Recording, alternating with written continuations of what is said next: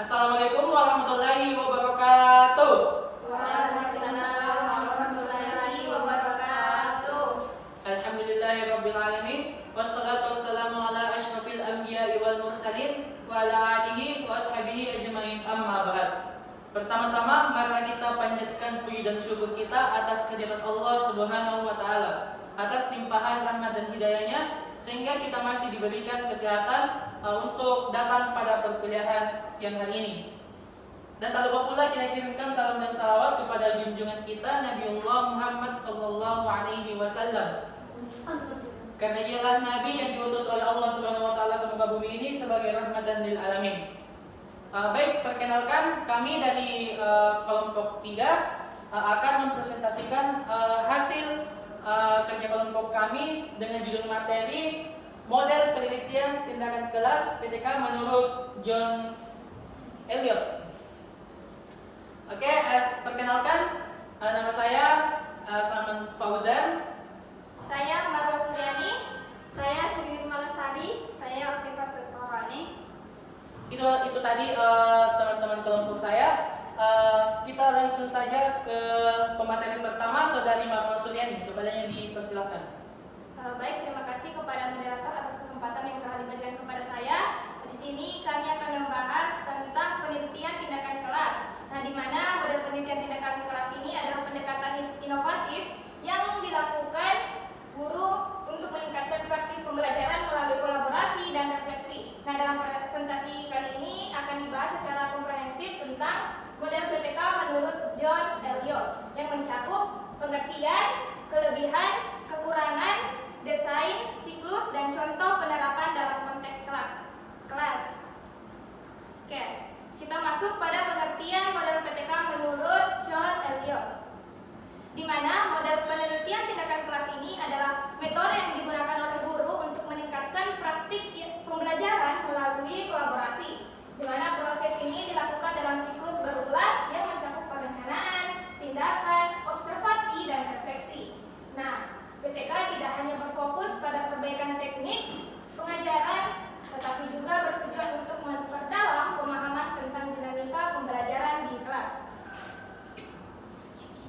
Nah, baik, itu saja pemaparan materi dari saya. Saya kembalikan ke moderator. Baik, itulah tadi pembacaan materi oleh kelompok saya Marwa Suryani. Selanjutnya materi akan dilanjutkan oleh saya, yaitu kelebihan model PTK John Elliot.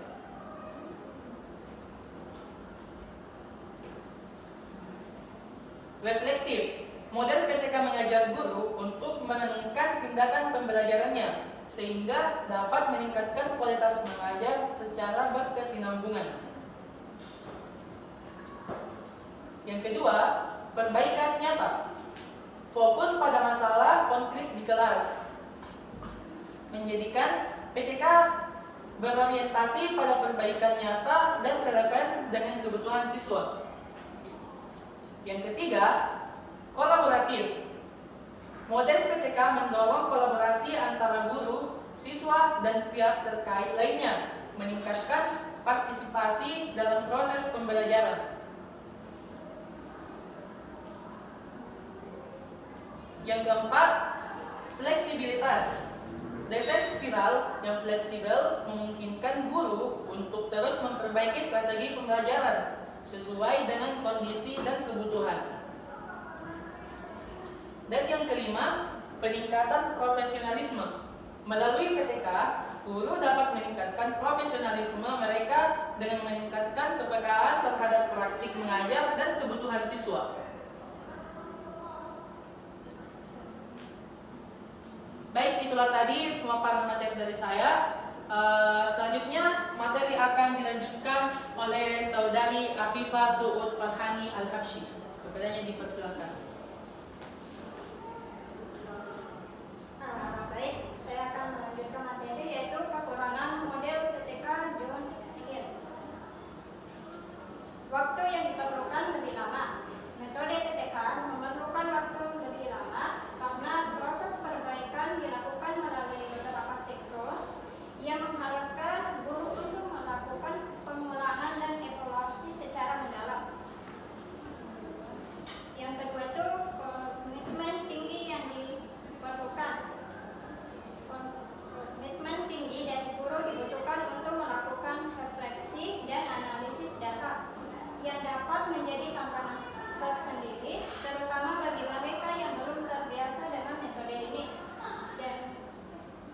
ketiga, kesulitan bagi guru pemula. Proses yang tidak sederhana dapat membingungkan bagi guru pemula, sehingga mereka mungkin kesulitan dalam memahami seluruh siklus dan tahapan yang harus dilakukan. Keempat, butuh kolaborasi untuk data yang kaya. Kolaborasi dengan guru atau pihak lain sangat penting untuk mendapatkan data yang kaya. Tanpa kolaborasi, potensi informasi bisa berkurang. Kelima, sulit mendokumentasikan semua tahap. Dokumentasi yang baik menjadi tantangan, terutama jika tidak ada dukungan alat atau sistem yang memadai untuk mencatat setiap tahap proses.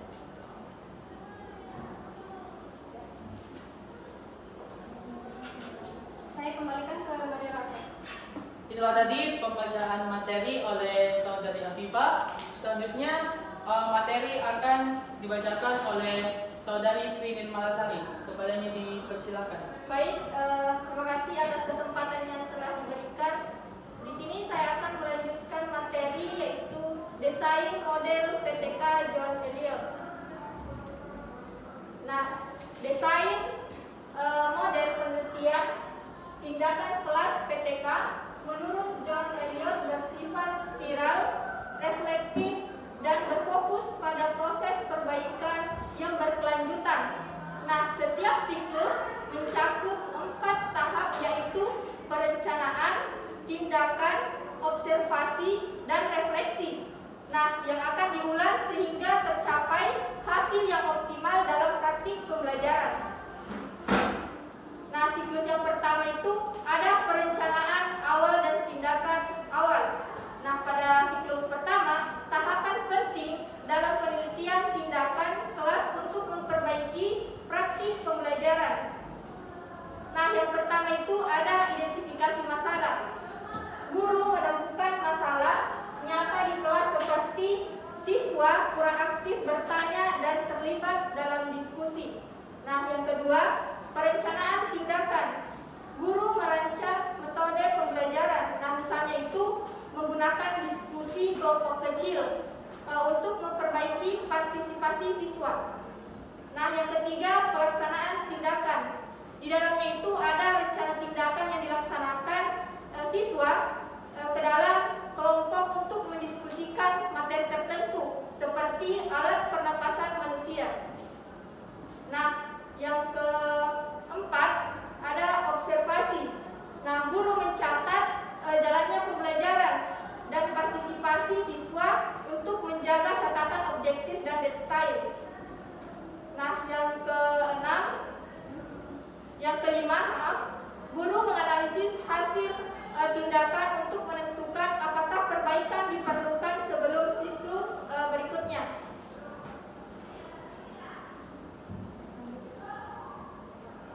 Nah, siklus kedua. Di dalam siklus kedua itu ada perbaikan dan pengembangan. Strategi baru yang dirancang berdasarkan refleksi dari siklus pertama untuk meningkatkan pembelajaran di kelas. Nah, yang pertama itu ada perencanaan tindakan lanjutan. Nah, berdasarkan refleksi siklus pertama, guru merancang strategi yang lebih efektif seperti menambahkan panduan pertanyaan untuk diskusi yang lebih terarah. Nah, siklus ketiga ada penyempurnaan. Fokus pada penyempurnaan strategi berdasarkan refleksi siklus kedua untuk mencapai hasil yang lebih baik. Yang pertama itu ada tahapan perencanaan tindakan akhir. Nah, di dalamnya itu guru bisa menyempurnakan strategi dengan menggunakan metode snowball throwing agar semua siswa terlibat aktif dalam pembelajaran. Nah, yang kedua itu ada tahap pelaksanaan tindakan. Nah, di dalamnya ada strategi yang diterapkan dengan lebih matang, di mana guru sudah lebih memahami pengelolaan kelas dan memotivasi siswa. Nah, yang keempat ada tahap observasi dan refleksi akhir. Guru dapat menilai apakah masalah telah teratasi dengan hampir semua siswa aktif bertanya dan menjawab dalam pembelajaran IPA.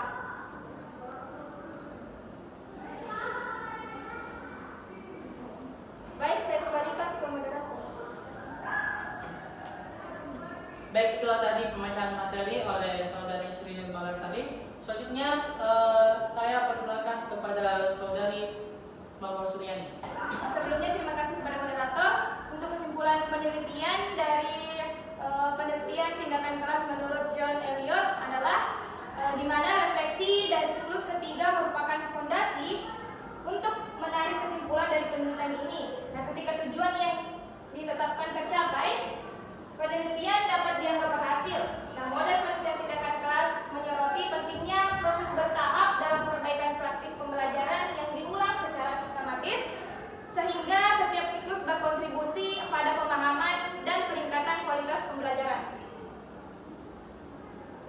Nah, untuk contoh penerapannya di sekolah, ada siklus pertama, di mana di sini metode diskusi kelompok kecil. Nah, metode diskusi kelompok kecil ini di siklus pertama, siswa kelas 4 sekolah dasar menunjukkan kurangnya partisipasi dalam bertanya dan menjawab selama pembelajaran IPA. Nah, untuk mengatasi masalah ini, guru menerapkan metode diskusi kelompok kecil. Namun, hasilnya menunjukkan bahwa siswa tetap pasif. Nah, refleksi dari siklus ini menjadi dasar untuk merancang strategi yang lebih efektif. Nah, kita lanjut ke siklus kedua dan ketiga, di mana di sini ada perbaikan strategi dan metode snowball throwing. Nah, di sini pada siklus kedua, guru memperbaiki pendekatan dengan memberikan panduan pertanyaan tertulis untuk setiap kelompok. Nah, hasilnya meskipun partisipasi siswa meningkat, masih ada